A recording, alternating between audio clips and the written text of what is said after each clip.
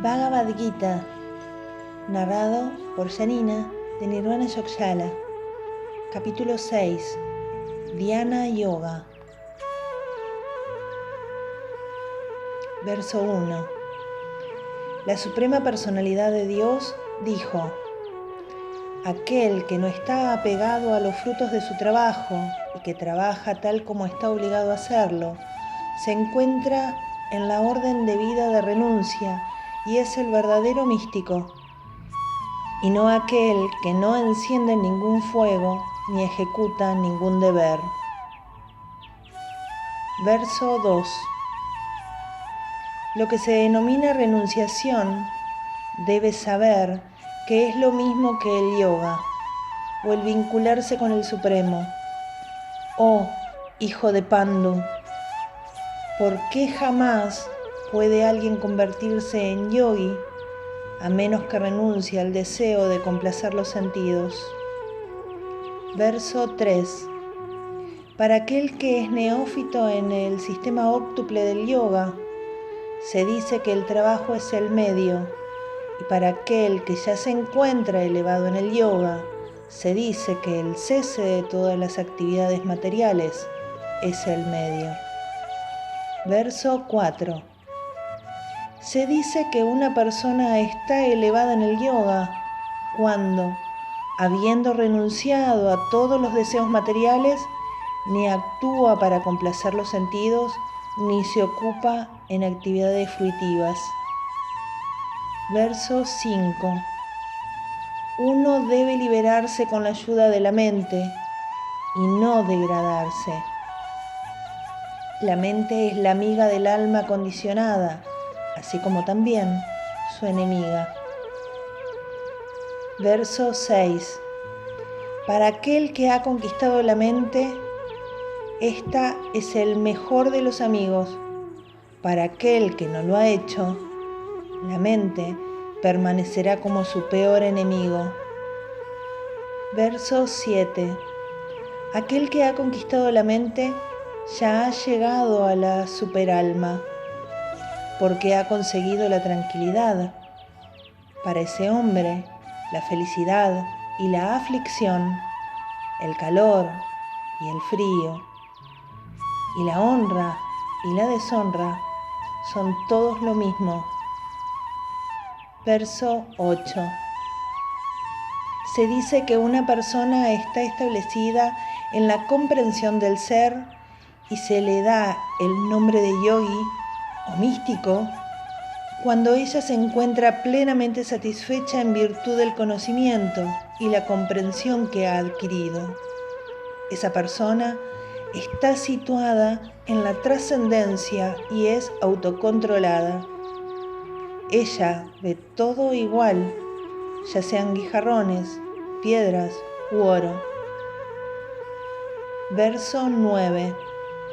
Se dice que una persona está aún más adelantada cuando ve a todo el mundo con igualdad de ánimo, es decir, a los hombres bienquirientes, a los afectuosos benefactores, a las personas neutrales, a los mediadores, a los envidiosos, a los amigos y a los enemigos, y a los piadosos y a los pecadores. Verso 10. El trascendentalista siempre debe ocupar el cuerpo, la mente y el yo en relación con el Supremo. Él debe vivir a solas en un lugar apartado y siempre debe controlar la mente con cautela. Él debe estar libre de deseos y de sentimientos de posesión. Verso 11 y 12. Para practicar yoga, uno debe irse a un lugar apartado, poner hierba kusa en el suelo y luego cubrirla con una piel de venado y una tela suave. El asiento no debe ser ni demasiado alto ni demasiado bajo y debe encontrarse en un lugar sagrado. El yogi debe entonces sentarse en él muy firmemente y practicar yoga. para purificar el corazón mediante el control de la mente, de los sentidos y de las actividades, y fijando la mente en un punto. Verso 13 y 14. Uno debe mantener el cuerpo, el cuello y la cabeza erguidos en una línea recta y mirar fijamente la punta de la nariz. De ese modo, con la mente tranquila y sometida, libre de temor y completamente libre de vida sexual, se debe meditar en mí, en el corazón, y convertirme en la meta última de la vida. Verso 15. Practicando así un control constante del cuerpo, la mente y las actividades, el místico trascendentalista, con la mente regulada, llega al reino de Dios o la morada de Krishna mediante el cese de la existencia material. Verso 16. No hay ninguna posibilidad de convertirse en yogi o Arjuna si se come demasiado o se come muy poco, ni si se duerme demasiado o no se duerme lo suficiente. Verso 17. Aquel que es regulado en sus hábitos de comer, dormir, recrearse y trabajar, puede mitigar todos los sufrimientos materiales mediante la práctica del sistema de yoga. Verso 18. Cuando el yogi disciplina sus actividades mentales mediante la práctica del yoga y se sitúa en la trascendencia, libre de todos los deseos materiales, se dice que él está establecido en el yoga. Verso 19. Así como una lámpara no tiembla en un lugar en el que no hay viento, asimismo el trascendentalista, cuya mente está controlada, siempre permanece fijo en su meditación en el ser trascendente. Verso 20 a 23. En la etapa de la perfección denominada trance o samadhi, la mente de uno se abstiene por completo de las actividades mentales materiales mediante la práctica del yoga. Esa perfección se caracteriza por la habilidad que tiene uno de ver el yo mediante la mente pura y de disfrutar y regocijarse en el yo. En ese estado jubiloso, uno se sitúa en medio de una felicidad trascendental ilimitada que se llega a experimentar a través de los sentidos trascendentales. Establecido así, uno nunca se aparta de la verdad y al conseguir esto, piensa que no hay nada mejor. Al uno situarse en esa posición nunca se desconcierta, ni siquiera en medio de la mayor de las dificultades. Esto es en verdad estar libre de hecho de todos los sufrimientos que surgen del contacto material. Verso 24. Uno debe dedicarse a la práctica del yoga con determinación y fe y no dejarse apartar de la senda. Uno debe abandonar, sin excepción, todos los deseos materiales nacidos de especulaciones mentales y de ese modo controlar con la mente todos los sentidos por todas partes. Verso 25. Gradualmente, paso a paso, uno debe ponerse en trance mediante la inteligencia sostenida por una convicción total y, de ese modo, la mente debe estar fijada solo en el ser y no debe pensar en nada más. Verso 26. De lo que sea y de donde quiera en que la mente deambule debido a su naturaleza vacilante e inestable, uno debe sin duda apartarla y ponerla de nuevo bajo el control del yo. Verso 27. El yogi, cuya mente está fijada en mí, logra en verdad la máxima perfección de la felicidad trascendental. Él está más allá de la modalidad de la pasión, comprende su identidad cualitativa con el Supremo y, en consecuencia, está libre de todas las reacciones de las acciones pasadas. Verso 28. De ese modo, el yogi autocontrolado, dedicado constantemente a la práctica del yoga, se libra de toda contaminación material y alcanza la máxima etapa de la felicidad perfecta en el servicio amoroso y trascendental que le presta al Señor. Verso 29. Un verdadero yogi me observa a mí en todos los seres y también ve a todo ser en mí. En verdad, la persona autorrealizada me ve a mí, el mismo Señor Supremo, en todas partes. Verso 30.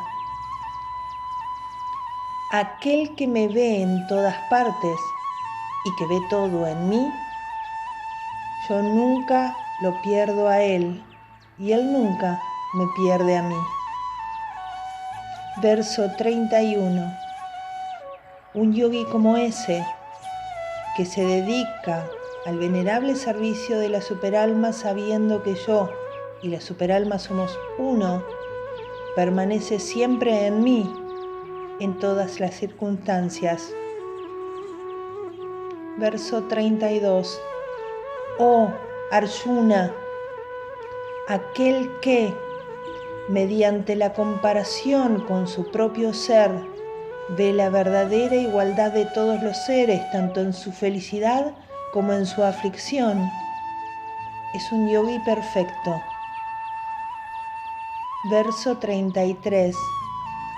Arjuna dijo: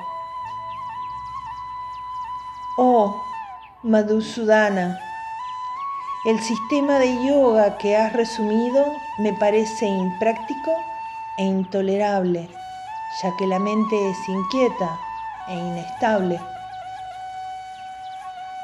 Verso 34.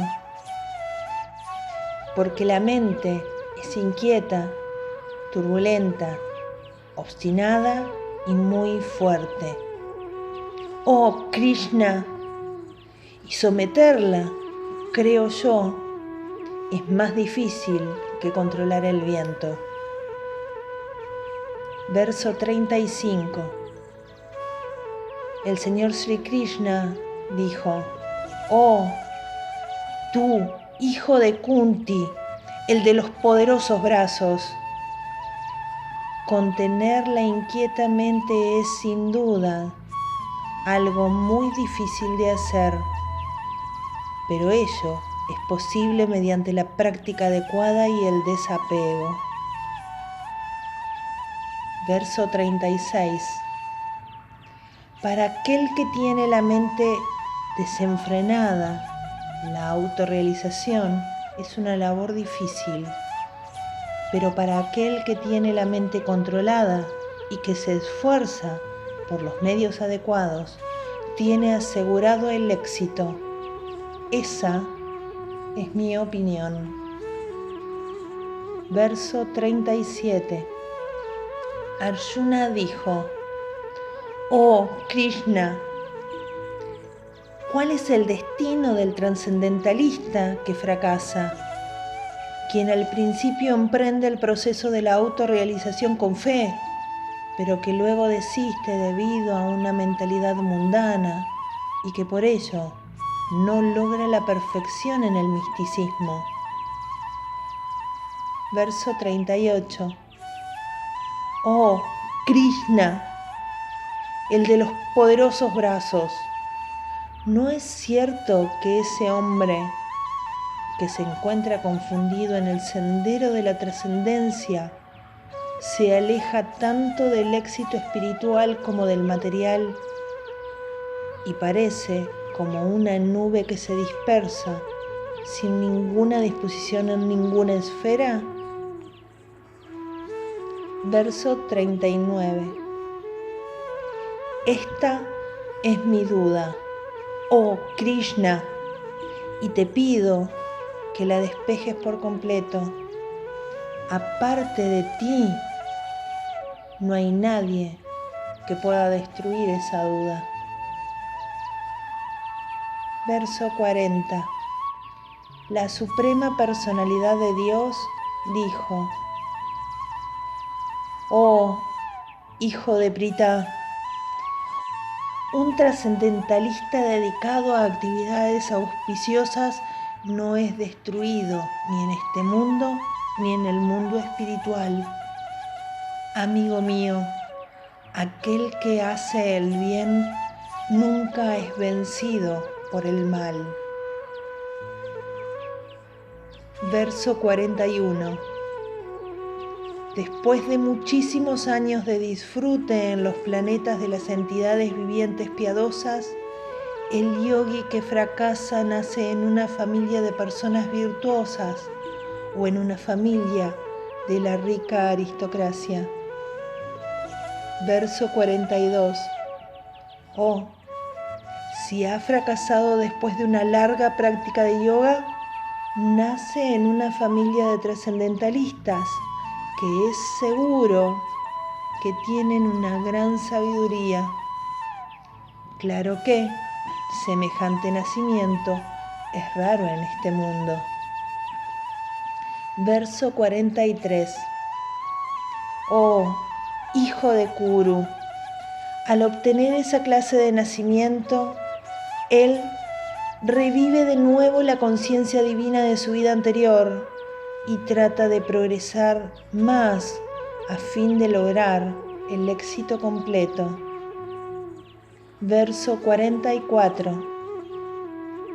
En virtud de la conciencia divina de su vida anterior, él se siente atraído automáticamente a los principios yógicos, aún sin buscarlos. Ese trascendentalista indagador siempre está por encima de los principios rituales de las escrituras.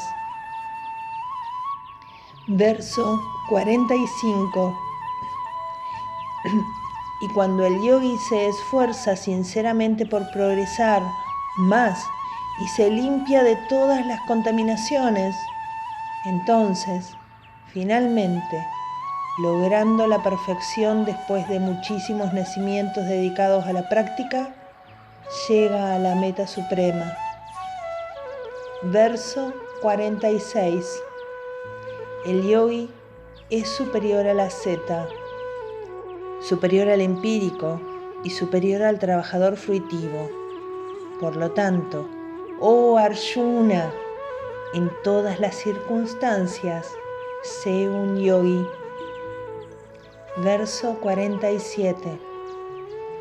Y de todos los yogis, aquel que tiene una gran fe y que siempre se refugia en mí, piensa en mí y me presta un amoroso servicio trascendental, es el que está más íntimamente unido a mí por medio del yoga y es el más elevado de todos. Esa es mi opinión.